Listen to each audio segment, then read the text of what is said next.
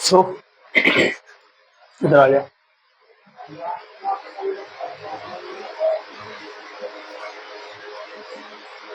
ठीक। So good morning all of you. शुरू करते हैं हम अपनी क्लास को, जिसमें आज हमारा जो टॉपिक है, टॉपिक तो पहले से चल ही रहा है, पहले से ही चल रहा है, टेंस। ठीक है, टेंस की सीरीज में हमारा एक और नया टेंस जुड़ेगा आज, वो है हमारा फ्यूचर कंटिन्यूअस। बेटा future continuous tense, future indefinite पहला टेंस है ना फर्स्ट, तो फ्यूचर आ जाएगा आज हमारा। फ्यूचर कंटिन्यूअस नहीं है, फ्यूचर इंडेफिनिट टेंस है। कौन सा है?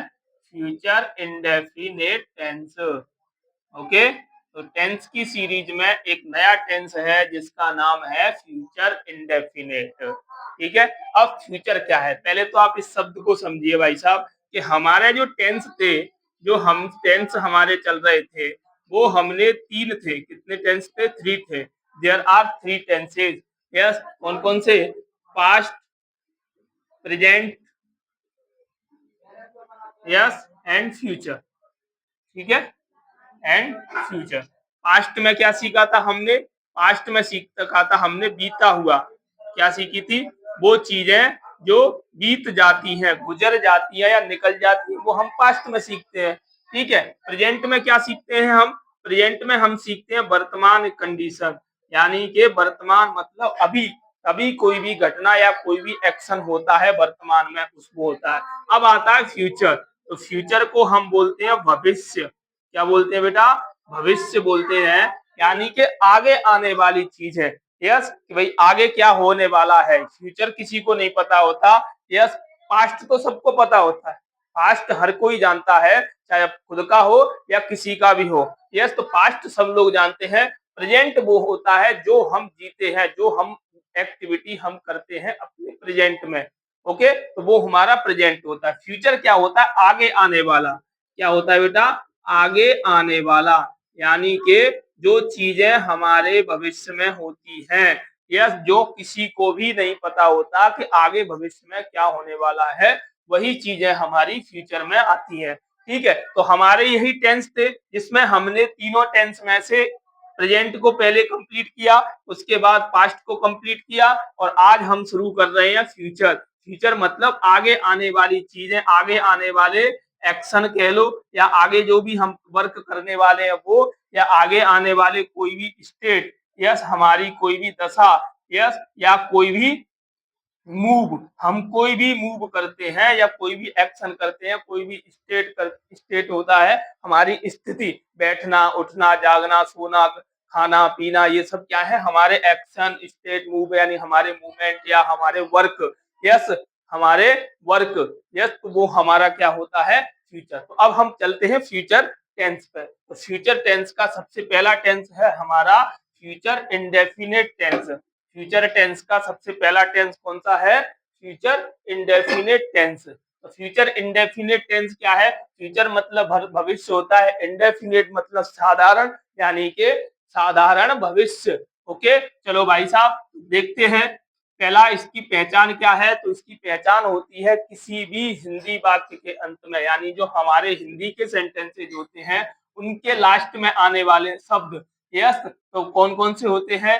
गा, गी और गे, ये 3 शब्द होते हैं जिनका हम अधिकतर प्रयोग करते हैं। होते तो और भी हैं, S, etcetera, etcetera, etc. Yes, तो गा, गी, गे हमारे ये पहचान होती है। कौन से टेंस की पहचान है? गा, गी, गे। गा, गी, गे हमारी फ्यूचर इंडेफिनिट टेंस की पहचान है। अब बनाएंगे कैसे? तो भाई साहब पहली बात तो इसमें ये पता होना चाहिए हमको कि सेंटेंस कैसे आते हैं। जैसे आते हैं कि वह गया, वह वह खाना खाएगा, वह खाना पकाएगा, वह खाना पकाएगा। तो भाई साहब यहाँ देखो, आप तो लास्ट में देखो, मैंने कहा अंत, अंत मतलब लास्ट में। क्या है? लास्ट में, आखिर में। देखो आखिर में आपको गा मिला। अगर ऐसे शब्द आपको मिल जाए किसी भी सेंटेंस में, चाहे छोटा सेंटेंस हो या कोई भी बड़ा सेंटेंस हो, उसमें अगर आपको इस प्रकार के शब्द मिल रहे हैं तो आप समझ जाना कि गा गी गे में से कोई भी लास्ट में आ गया, वो हमारे सेंटेंस कौन से टेंस का होता है, वो सेंटेंस हमारा फ्यूचर इंडेफिनिट टेंस का सेंटेंस होता है। अब ऐसे सेंटेंसेस को बनाएंगे कैसे? तो बनाने के लिए हमारे पास कुछ फॉर्मूले भी हैं और कुछ ट्रिक भी हैं। तो सबसे पहला formula, formula number one, formula number one क्या है? फॉर्मूला नंबर वन है सब्जेक्ट प्लस हेल्पिंग वर्ब लगाई जाएगी। इसमें क्या लगेगी? हेल्पिंग वर्ब क्या लगेगी? विल या शैल। हेल्पिंग वर्ब क्या लगेगी? विल या शैल लगाएंगे। उसके बाद में मेन वर्ब की फर्स्ट फॉर्म लगाएंगे। उसके बाद ऑब्जेक्ट का प्रयोग किया जाएगा और आखिर में अगर कोई अदर वर्ड होता है तो वो भी लगा दिया जाएगा। ठीक है, तो हमारा ये छोटा सा फॉर्मूला है। अब इस फॉर्मूले को समझो। तो सब्जेक्ट, तो भाई साहब सब्जेक्ट कौन कौन से होते हैं? तो पहले तो सब्जेक्ट को समझो।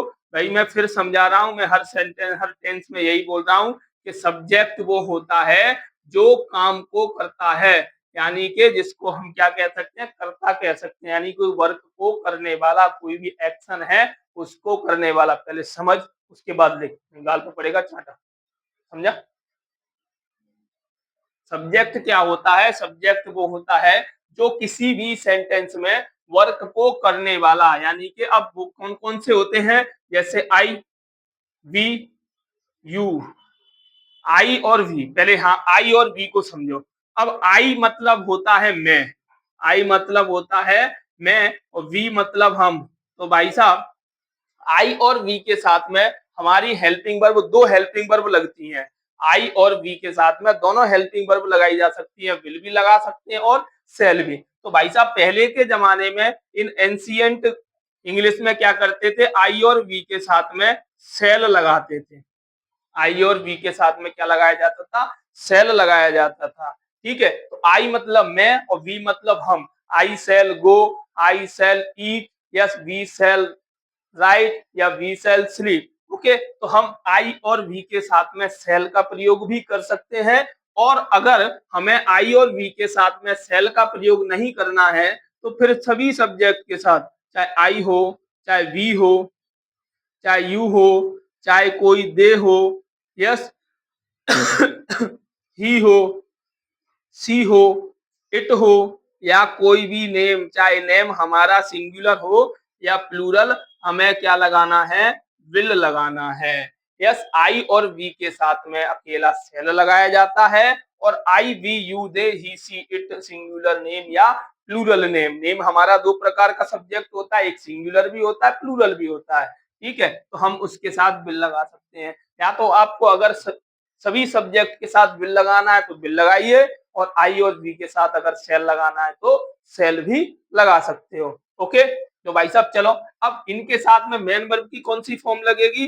तो मुख्य क्रिया। मेन वर्ब को हम क्या कहते हैं? मुख्य क्रिया, यानी वो क्रिया, वो काम जो मुख्य तरीके से किया जाए या बहुत ही जरूरी काम होता है, वो होना ही है, वो आएगा ही, यस उसको करना ही पड़ेगा। तो भाई साहब मेन वर्ब की कौन सी फॉर्म लगेगी? मेन वर्ब की फर्स्ट फॉर्म लगेगी। मेन वर्ब की कौन सी फॉर्म लगेगी? फर्स्ट फॉर्म लगेगी। सभी सब्जेक्ट के साथ सेल और विल के साथ में मेन वर्ब की फर्स्ट फॉर्म लगेगी हर सेंटेंस में। अब ऑब्जेक्ट और अदर वर्ड, ऑब्जेक्ट और अदर वर्ड हमारा सेंटेंस के अकॉर्डिंग लगता है।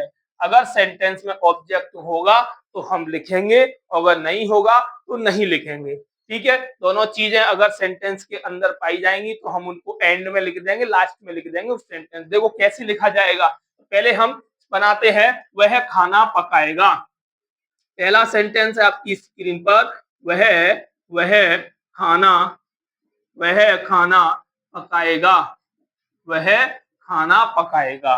ठीक है, तो पहले तो पहचान से पता कर लो कि भाई साहब ये हमारा सेंटेंस फ्यूचर इंडेफिनिट का है भी या नहीं। अगर पहचान हमारी अगर फ्यूचर इंडेफिनिट टेंस के सेंटेंस टेंस से मैच कर रही है तो हमारा सेंटेंस किसका है? फ्यूचर इंडेफिनिट का है। ठीक है, अगर नहीं करेगी तो नहीं होगा फ्यूचर इंडेफिनिट का सेंटेंस। अब भाई साहब यहाँ गा आ गया है, इससे हमारा कंफर्म हो गया कि ये जो हमारी पहचान फ्यूचर इंडेफिनिट टेंस की है वो हमारी मैच कर रही है। अब हम इसको बनाने के लिए हमारा या तो हम फॉर्मूले के अकॉर्डिंग बनाना चाहें तो फॉर्मूले के अकॉर्डिंग भी बन जाएगा। अगर आपको फॉर्मूले के अकॉर्डिंग नहीं बनाना है तो ट्रिक आप सबको पता है, क्या है बेटा ट्रिक?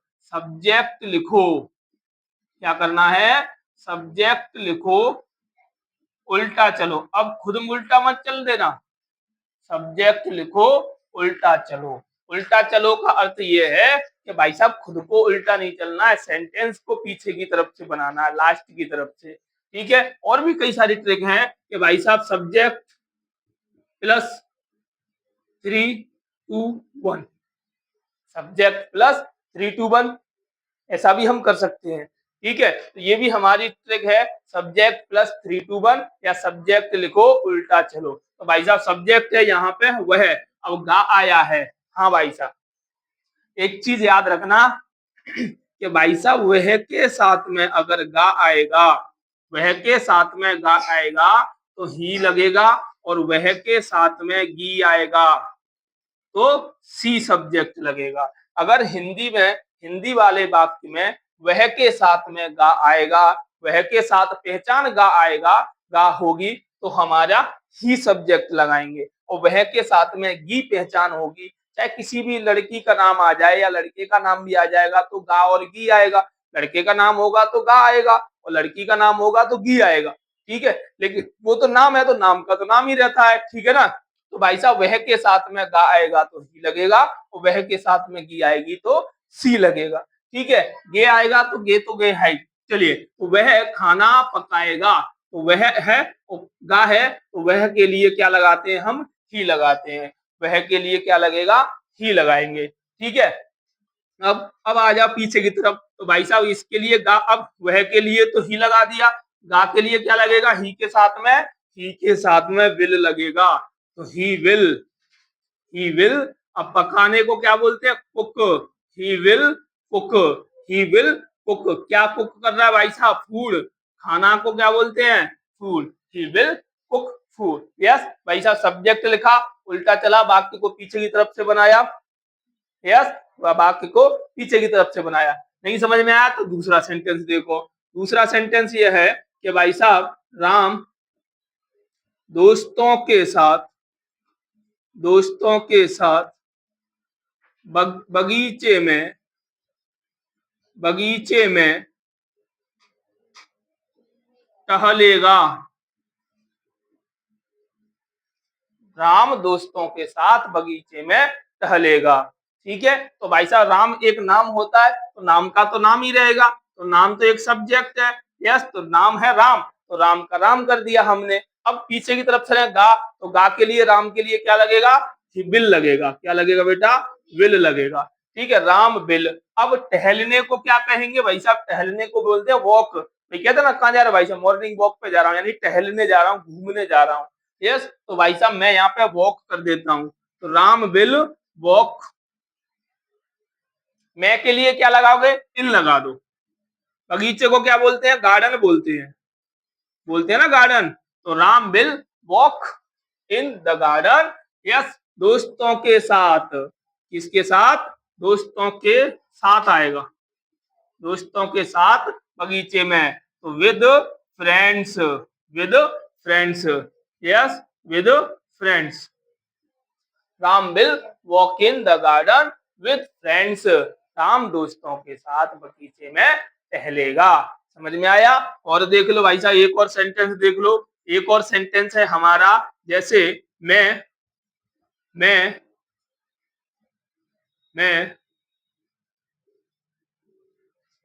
बस से, बस से स्कूल, स्कूल जाऊंगा।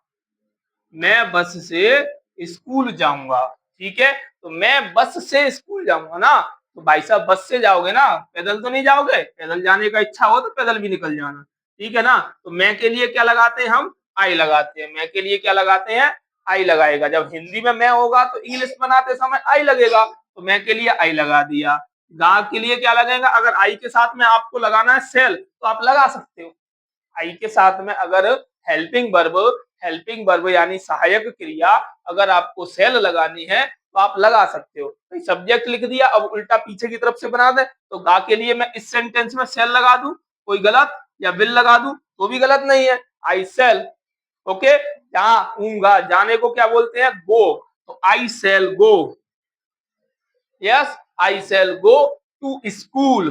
भाई ये हो गया, अब स्कूल आ गया तो टू स्कूल कर दो, I shall go to school. बस से, बस से, बाई बस कर दो, क्या कर दो, बस, बाई बस कर दो, I shall go to school by bus, क्योंकि द्वारा की बात हो रही है, किसी चीज के सपोर्ट से जा रहे हो ना, किसी से जा रहे हो, खुद से तो जा नहीं रहे, खुद से जाओगे तो बाई नहीं लगेगा, यस, खुद से ही पैदल चले जाओगे, कहते भाई साहब कहाँ जा रहे हो, मैं तो पैदल जा रहा हूँ, मैं तो पैदल जाऊंगा, है कि नहीं, तो वहां पे ये बाई नहीं लगाया जाएगा। I shall go to school by bus. इतने में कोई डाउट है, यस या नहीं है? अगर डाउट नहीं है तो फटाफट इसको नोट कर लो, और ये कुछ प्रैक्टिस के आपको सेंटेंसेज यहाँ लिख के दे रहा हूँ, इनको अभी के अभी मुझे सॉल्व करके बताना है।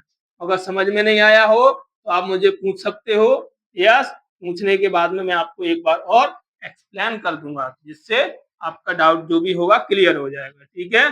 फटाफट से इसको नोट करो।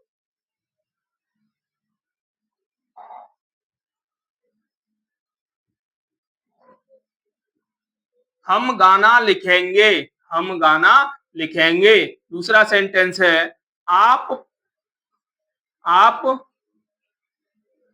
आप पानी, आप पानी, आप पानी पियोगे, आप पानी पियोगे, आप पानी पियोगे। तीसरा सेंटेंस है, वह वह मंच पर, मंच पर गाना, वह मंच पर नाचेगी, वह मंच पर नाचेगी, यस। और चौथा सेंटेंस है, हम हम छत पर खड़े होंगे, हम छत पर खड़े होंगे, हम छत पर खड़े होंगे। और पांचवा सेंटेंस है, पांचवा सेंटेंस है, राहुल राहुल और पवन, राहुल और पवन क्रिकेट, राहुल और पवन क्रिकेट खेलेंगे, राहुल और पवन क्रिकेट खेलेंगे। हम गाना लिखेंगे, आप पानी पियोगे, वह मंच पर नाचेगी, हम छत पर खड़े होंगे, राहुल और पवन क्रिकेट खेलेंगे। ये 5 सेंटेंसेज हैं, आपको अभी बना के और मुझे चेक करके बताना है, ठीक है? ये फटाफट से नोट कर लो। अगर इसमें छोटा सा है, ज्यादा मैंने लंबा चौड़ा कुछ भी नहीं किया है, यस, बल्कि समझाने के लिए बहुत था, पर हमारा मुख्य उद्देश्य क्या है, ट्रांसलेट हिंदी टू इंग्लिश और इंग्लिश टू हिंदी, ओके, यही हमारा मेन उद्देश्य है, ओके। तो फटाफट से ये नोट करो, और नोट करने के बाद में ये सेंटेंस प्रैक्टिस के सेंटेंस हैं, इनको सॉल्व करके चेक कराओ।